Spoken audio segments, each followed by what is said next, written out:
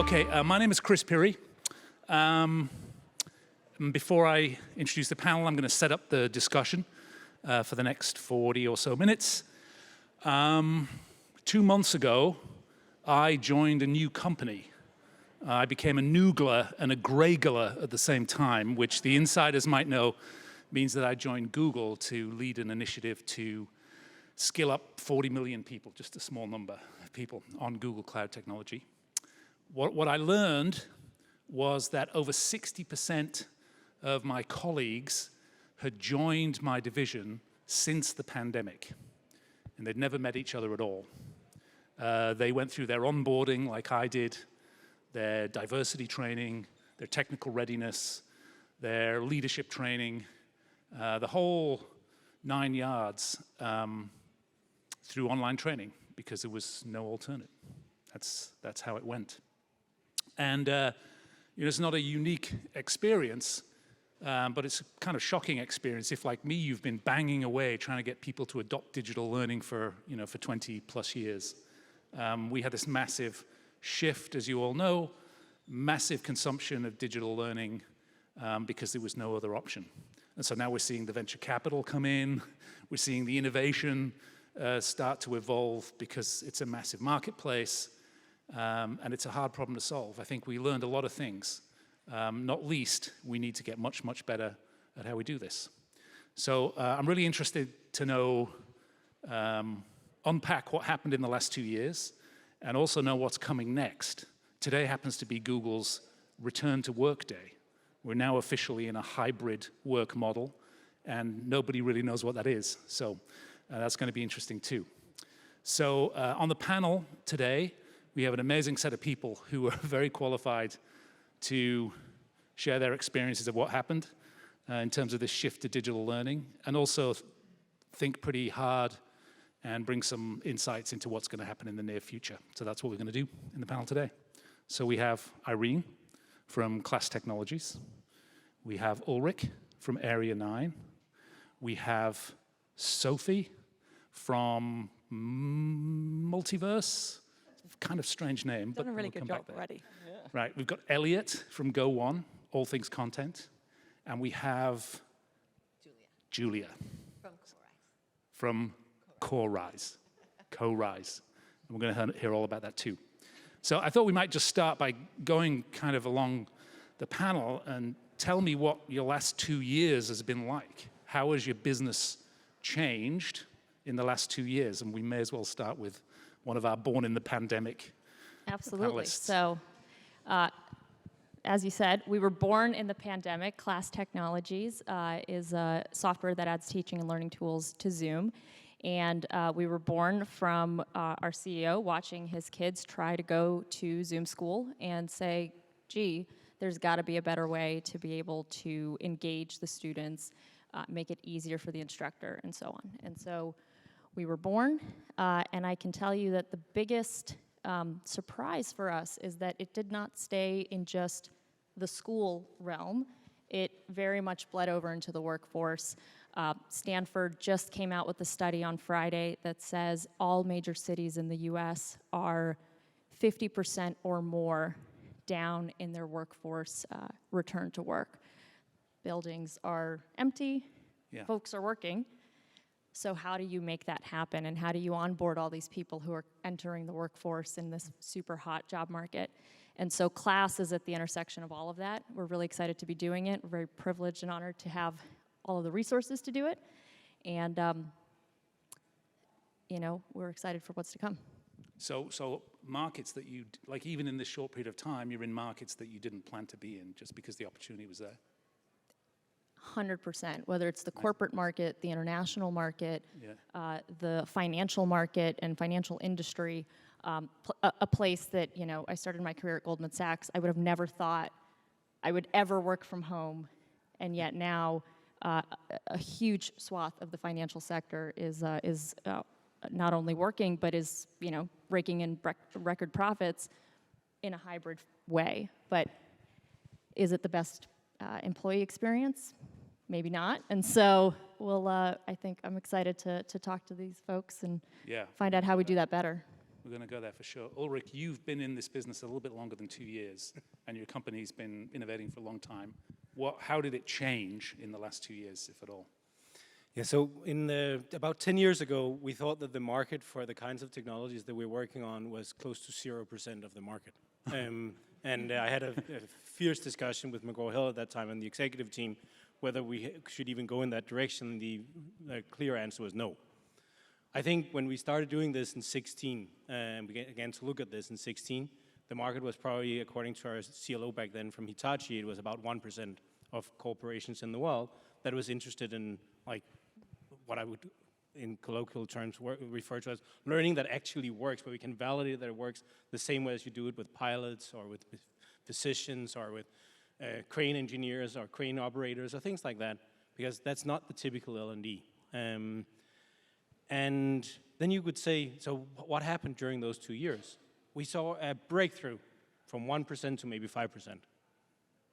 That's kind of shocking, right? Because everybody went digital. But the whole point here is that one of the things, and one of the reasons why I'm also really cautious about joining the couple of howling wolves, saying, oh, there will be a digital explosion in L&D. I do think that we see a risk of a CD-ROM backlash, where in the 90s, when I started working with publishers, they wouldn't touch anything digital because they'd already burnt their fingers on CD-ROMs. The same way as it's not the paper that is important, it's what you write on it. It's what we do with these things. But what we did actually see was probably 5 times more companies who are getting interested in using education and learning engineering as a serious way, the same way as they use supply chain and manufacturing tools like Lean or others. And the companies that were interested in it before, they stayed interested in it. Like we didn't lose a single client because they got distracted on the way. We also, we grew rapidly during this phase, but not at the rates as the people who were selling paper, the equivalents of paper and CD-ROM in a case where you didn't have any alternatives. So I think as an industry, one of the things that we will see is we should see a healthy with traction again, being like, okay, so what actually works and what doesn't work, and be right. mindful of mentioning that, and right. measuring it. You're talking about the fundamental rewiring of how we do learning, and you're saying we haven't really seen a breakthrough in that at all. We've seen more people being busy around it, but there's still a lot of work to do. I take 5 times any time, but... Well, 5 times is good, yeah. 5 is 5 good. times 1%. All right. Sophie, are you born in the pandemic? No, so I would say we were born again in the pandemic because we were founded about 6 years ago with really a mission to democratize access to the best careers, but also acknowledging that actually the world of work really had a demand for 2 main things. One was skills, and the other was diversity, and that college in its current form wasn't delivering on that. And our model was set up initially to be very human first. Face-to-face training, delivered in the workplace. We had instructors that were part of our workforce. And suddenly, in the 10 days leading up to the pandemic, we were faced with this question. What do? We had thousands of learners across 300 odd of the Fortune 500. And we had a really big question, how do we not compromise on quality whilst also pivot very quickly? And so I say born again because actually in that 10 days leading up to the pandemic, we had to gear up our whole workforce to first and foremost ensure that they were safe, supported, and that they could transition, and then ensure that our apprentices' experience did not compromise. And so what we saw was actually a huge growth spurt in our business. We were able to reach more people. We never compromised on quality. We pivoted incredibly quickly because we already had started to set up systems to essentially, what we say, flip the classroom, have more learning asynchronously so that when you're spending time actually engaging with students, it's highly engaging and meaningful. And I think what we took from that actually was a few things. One was businesses we started to see were starting to change their behaviors as well. And so I think it was Satya Nadella who said that we underwent 5 years of digital transformation in 5 months at the start of the pandemic. And so we also saw a willingness from our clients to start thinking differently about how they thought about training and that training was not just for training's sake, but it was really designed to help solve some of their big issues that they were facing. And so born again, because there were trillions of dollars that have been invested in new technologies over the last however many years, and suddenly businesses were faced with a challenge. We don't know how to use these technologies, and we need to ensure that our workforce actually is equipped to do so. And so we were able to pivot with that, and we were able to also support our clients to massively upskill their existing members of their workforce in order to meet that challenge. Well, definitely the hunger for technical talent has not changed. That's been a constant all through this, and if anything, it's been exacerbated. What about your core business? I think you're putting people through apprenticeships and getting them into jobs. I mean, has the outcomes changed through that? Because presumably you're having to do that in a digital way. Yeah. So we work with two main groups of individuals, those that are starting their careers, typically 18 to 26-year-olds without a 4-year college degree, and also existing employees in need of upskilling or reskilling in order to remain relevant. And there was a hiring freeze, so half of our business stopped overnight. Yeah. And so we had to very quickly ensure that we were meeting the demand for the other half. But actually, where we are now is we've started to see, actually with the Great Resignation, hiring is just through the roof and businesses are struggling to meet that demand. And so, a huge tech company said to me last week that they could hire every single computer science graduate in the country, and they'd still have thousands of open heads. And so it provides a great opportunity to actually build your own talent as well as just buying it in. Got it. So born again in the pandemic. Elliot, if content is king, like you guys are masters of the universe because you have all the content that I've ever heard of. Yeah, so maybe for some context setting, for those who aren't aware, just our business model to inform the perspectives I'll share. So GoOne is the world's largest learning content aggregator. So we pull in online learning content from hundreds of different providers in a very fragmented market on everything from leadership to how to drive a forklift. We normalize that content and we push it into the various learning platforms that companies use, and also collaboration platforms like Microsoft Teams or Slack. So I would say two really big things from our perspective over the past 2 years. So one was, as you imagine, very large budgets that organizations had for in-person training. Those got shifted to online learning. So there was a lot of demand for effective online learning, both synchronous and asynchronous training that came about as a result of the pandemic, and a high bar for what companies expect in that area because they're comparing it to the in-person experiences that they've traditionally had. So I think budget shifting into online learning increased quality of offerings in that space is certainly one outcome. The other outcome that we saw was in the bar and expectation for the actual learning experience. Mm-hmm. So there's a spectrum of learning platforms that have existed on the market, from very, very compliance-focused learning management systems to the breed of learning experience platforms that are out there. And what we saw was, because so much of the focus was shifted to online learning, the expectation of organizations, of their employees' learning experience in those platforms increased substantially. And there's in that spectrum, there's very great user experiences, there are very poor user experiences, and we've seen a lot of shift into how can I make the learning content, a collaborative experience within platforms like Teams or Slack or Workplace by Facebook that are these platforms where people are in every day. And so if I need to compare that to having to click 10 times and having a clunky user search experience within a learning platform, just that expectation has raised quite a bit, and shifting demand for where learning content gets consumed. Yeah, it's interesting. I think a lot of L&D teams are really struggling with, now that learning's online, of course, but there again, so is everything else.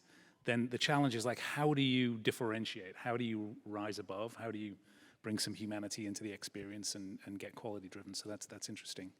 And Julia, I think you're a born in the pandemic organization. Why don't you tell us what you do and how's the 2 years been for you?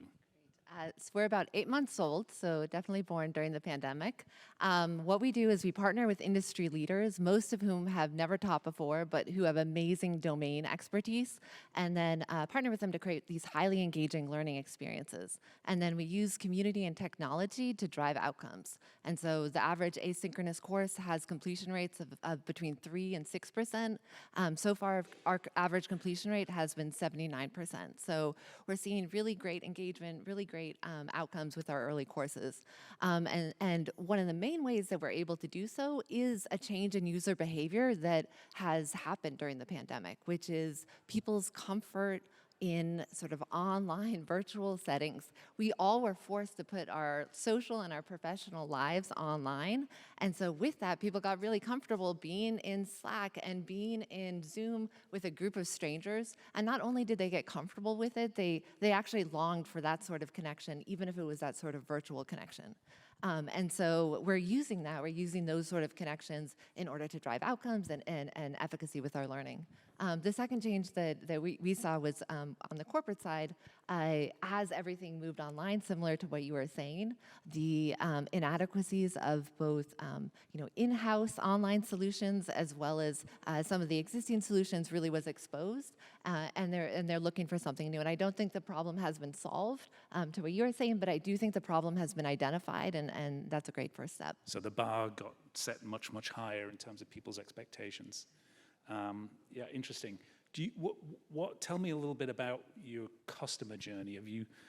Who are your customers and what are they struggling with and what are they asking you to help solve? And we'll go back along the line on that question. Yeah, so the initial content areas that we're focused on are areas that are changing really rapidly. So like machine learning, data engineering, data science. We have a toe in Web3. So like these areas that are constantly changing, where the technologies that people need to learn about for the job, might not have existed 3 years ago. And so what our learners want, and this is something that I think is like both humbling and important to remind ourselves as educators in this space, is that they don't want learning. Like, they want career outcomes, and they don't care about the learning. They care about what it's going to do for them and where it's going to get. And so I think that's something that is something we remind ourselves of, and we measure, and we look towards those sort of outcomes, because the learning itself, that's not what they have time for, and that's not what they care about. Got it. Excellent. Yeah, so on our customer journey, what do they care about? What are we solving, and how do we think about that? So our typical customer is going to be someone who runs learning for an organization. They deal with a very fragmented market of training content covering a variety of topics, different formats, short video to long format, content that's relevant for an industry in different languages across multiple regions. So they're just dealing with a very complex landscape there. And for that person, we are simplifying their journey of acquiring the learning content library that's relevant to their company and their employees. And so that's what kind of all of our focus and attention, product work is focused on. Got it. I'm just interested in a little bit of audience analysis here. Any of you in the L&D space? Yeah, some people how many of you are in the learning technology space? And then investment, venture? Okay. I think the journey's been an amazing journey for L&D people in the last 2 years. They went from nobody caring about what they did to just on the front seat of how do we build a learning culture? How do we use learning to engage our displaced and remote workers? Fix this, fix that. Where are the skills for digital transformation? Their world got super noisy. Are you helping with that, Sophie, or is that your kind of customer? Or Yeah, our typical customer actually tends to be the business owner, be it the CTO or the CIO or the COO. No one wakes up and says, "I want to launch an apprenticeship program." Like, that's not what our buyer is waking up saying. But they are waking up saying, "I have productivity challenges. I have skills challenges. I can't hire quickly enough. My team is spending hours every week on manual data tasks. I'm failing to build a workforce that represents the society that I operate in or the customers that I serve. So that's where we tend to start. And the groundswell around innovative learning technologies has definitely helped our wave. And so we've definitely been able to play into that, but we typically start with the business owner and build our programs to meet their needs. Interesting, not L&D. We work very closely with L&D, but it's not usually where we start. Interesting. The other thing I was just thinking about was, obviously part of this 2-year kind of disruption has been a whole rethinking and re-looking at social injustice, which all sort of came to light through this, and there was a kind of tough part of the 2 years. That must have made it tricky to run your business. Was there an implication for you around that? What do you mean by tricky?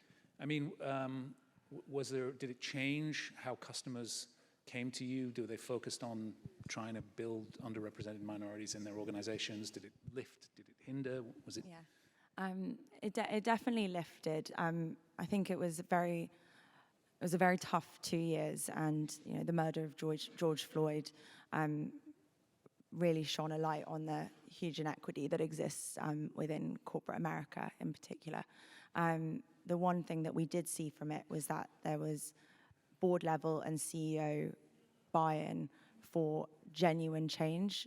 We were no longer just talking about nice statements. There was budget, there were targets, and there was a genuine shift to try and hold leaders in these businesses accountable for the workforce that they were building. It was no longer acceptable to say, "Oh, sorry, we failed again. Oh, sorry, here we go." And so that was one thing that we saw, and so we got much more engagement from our clients around really thinking in a meaningful, intentional way about hiring for grit, not grades, and building a workforce that was gonna stay with them. And we see that with our apprentices.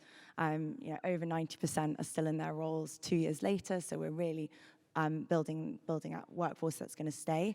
And over half of our apprentices are people of color, and over half are women, which, when we think that we're working predominantly in tech and digital, it's really starting to reshift those norms. Super, good, important work. Ulrik, you already said 5 times more customers than you had going into this. No, but how, can you talk about kind of the changes that your customers have experienced, and where do you typically sell into? Yeah, so we sell into very varied parts of the organization. I think one of the things that changed before the pandemic was it became an executive or C-level topic.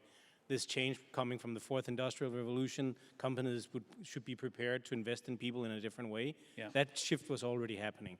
The shift then towards digital is, of course, accentuating that. What we typically see is that it needs to be owned strategically for people to decide to work with us. We only work with our L&D in the cases where L&D is part of the strategic leadership of the company. And that's not the case for the majority of the 400 billion that is being spent on L&D in the corporate space. That probably happens further down. But when you are talking about the inequity situation, for instance, or in the situation where you're dealing with a great resignation, and it becomes a strategic thing to deal with, what if we don't fit everybody into the same model? Because one of the things we've shown statistically and scientifically over no more or less anything we've looked at, whether it's people placing road signs on the streets, or whether it's people in banks, or it's physicians, is they learned at very different paces. If we don't take that into account, we have a problem. We're going to have a problem, because we're going to disregard a really significant part of the potential labor force and people who could become good professionals. That needs to be owned by the top leadership for them to come and say, let's do something about it, because it's really tempting to keep the same one-size-fits-all model in education. Yeah. So typically we deal with people who are seeing it as a strategic initiative for the company, which is tied really directly to the success. Or in the case where it's mission critical in other reasons, so physicians, pilots, government and defense and things like that would be our typical customers. Got it. I'll chime in something very quickly that we also see this becoming a CEO level conversation much more often. So if you look at surveys of CEOs and what are the biggest things you're thinking about, does my organization have the right skill sets to be successful, with my people? that increases every year due to the technology, acceleration in technological developments and other things. Yeah, I've heard it described as like a double whammy. Already the robots were coming, and I'm not sure how I'm going to make money when they're here. And I know that my people are not ready for it. And now they're all stuck at home, and how do I keep them engaged and excited about the future? And you're seeing a regulatory push as well, that large sectors like the financial services sector is being pushed towards proving that cover my butt learning is not enough anymore. Yes. You actually have to prove that your people can perform and have learned it. So it's not enough for the check-the-box learning anymore, so it's a triple whammy almost. Well, we're getting in, we're turning the conversation towards where I want to go in the future. But Irene, I want to know, who is your typical customer, and what kind of help are they asking for? Yeah, I mean, we, very similar to what the other folks on the panel have said. I mean, we are talking to CEOs at corporations. We're speaking with heads of sales who, whether they have a retail workforce or they have a services-based workforce.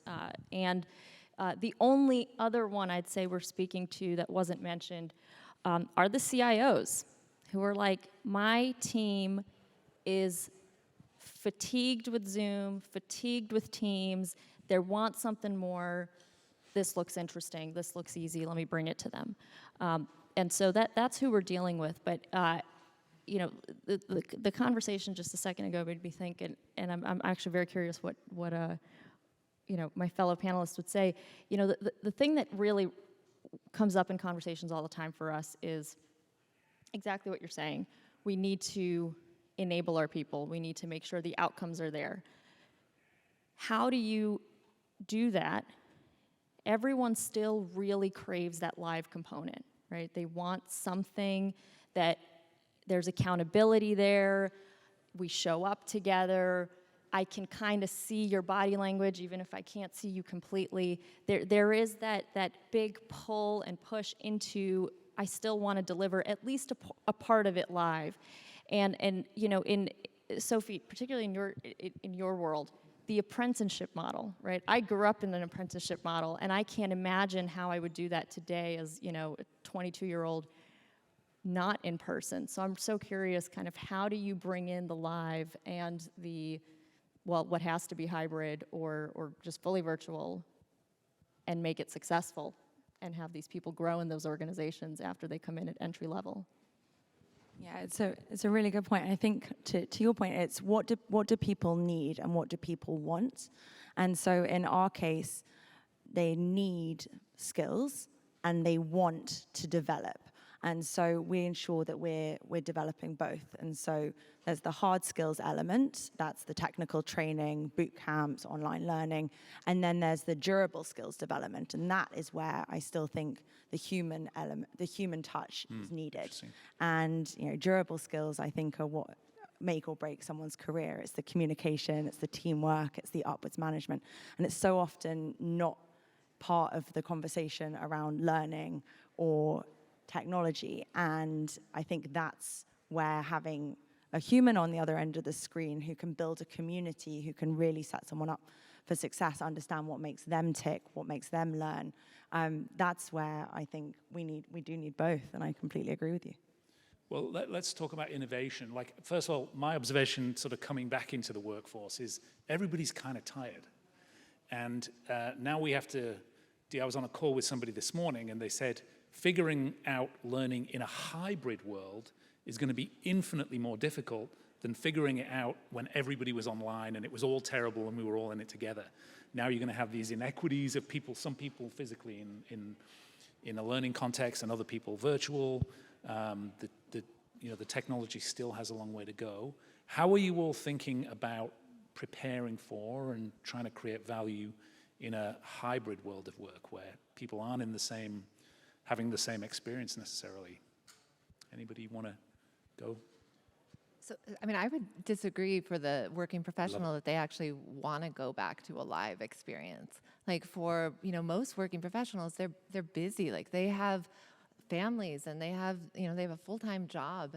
And so they need a medium to learn that can fit into their actual lives and their actual schedules. And online, if it's done well, and if it's thoughtfully using live and asynchronous and sort of all of the different things that we now have technology to be able to do, you can create a really engaging experience. And not only that, you can like pull from a global community. Like we have one of our first courses is a course called Search with Machine Learning, taught by the former CTO of Wikipedia. And you have 140 search engineers from like all over the world. Like where else are you gonna learn in that sort of environment? And if you can create an experience that pulls like these unique things that they're all struggling with from all over the world, from 100 different companies, that's pretty extraordinary. And that's not going to happen in a conference room, with a facilitator in your office. And so I think we just have to think bigger about like what's possible with online learning. And when we do that, I think you can create things that are uniquely online. Okay, so that's cool. There's some people though whose online experience hasn't been as good as everybody else's. There's been some inequities, through this period of time as well. I think for women in the workplace, there's a lot of data that says they've had a less good experience, and there's access to technology. I mean, are we all in on digital learning, or is there room for a hybrid approach? So if I could say, hybrid is so hard, and we live it every day. I'm sure everyone around here lives it every day. Hybrid is so hard to be equitable. And when I say hybrid, I mean some are in an office, some are not in an office, and not the sync async, but still all out of the office. I think the thing that we found, actually, this is not even from our customers, but more from running a fully virtual company. So we don't have offices as a company. But what we found is if you're really intentional about when you bring people together, so if you look at kind of just in general post-pandemic behaviors, right? People are back at sporting events, and people are back at conferences, and people are back at restaurants. They're not really back in the office as much. And so if you're really intentional about the events that you're putting on, whether it's an offsite or it's if you're having a curriculum, there are weeks that you're on and there are weeks that you're off, then it starts to be actually value add. That when you're together, you're generally all together. You try to get as many people together as you can. When you're apart, you're all apart together. Got it. I think that is the only one that I've seen really work well. Yeah. True hybrid is really hard. So and it's I think a we're all figuring program it out. design opportunity, and we've just got more tools in the toolbox now to go create interesting models. Yeah. Ulrik, got a perspective? So I think that I think it's both and. So if we're looking at traditional things, I think Julia's totally right, that a lot of people are too busy to go back to an inefficient way of education. And a good example is the biggest certification program that I know of in the world for professionals, which is American Heart. They certify close to 20 million professionals every year in life-saving skills. I've done it for 20, 30 years. When professionals got an opportunity to do things that are individualized, like this 15, 18 years ago, the first time, they jumped to this. When in the middle of the pandemic, where Heart went all in and the next generation being digital first, there were 25,000 instructors on the Zoom call. Already this year, close to 2 million healthcare professionals are being certified this way. Yeah. So I do think that there is some things where you say, I can totally do this in a more efficient way. But if we look at pre-pandemic, what is the big message from the big reports from the consulting companies, which is, it's another kind of skills we need in the future. But what did we do during the pandemic? We took the old kind of education and put it online and put electricity to it. So I think that what will happen in this immediate phase after the pandemic is we might be able to begin to do learning engineering in a different way and says, what belongs in which bucket? Where do we absolutely need human interaction? Because how the heck are we going to teach creativity or collaboration or communication in a fully online or fully digital environment? Yeah. It's going to be really hard. But could you learn how to take a certain component apart or learn the steps for doing something on a ledger? I think so. So I do think that it's a matter of getting much more methodical about the skills and learning engineering around this, and we will see that use hammers for nails and screwdrivers for screws. I like it, so design and engineering. I want to finish with, we've got like a minute left each, right? This is fun, and we're just getting sort of interested into the interesting stuff. How about a little bit of quick thinking about the future? Let's do the magic wand. Like, what do you wish that we could do in learning technologies that would best respond to what we've learned over the last few years and create a better learning future for people? What do you wish we could do? I'm happy to kick off here. So I think the biggest problem that the learning technology world needs to solve is matching the right learning content and learning experiences to the right person. It feels like the holy grail of most of the learning platforms out there is trying to make that match, and no one has figured it out today. No one has figured out, hey, you are an individual in X role at Y stage of your career. We know you have these skills. We know you don't have these other skills, and therefore you are getting recommended learning both off the shelf and in hybrid virtual instructor-led in-person models, and this is the right path for you to achieve what you want in your career. I think that's the biggest problem to be cracked. Got it. Recommendation engines that actually work. That's good. Yes. That's a good wish.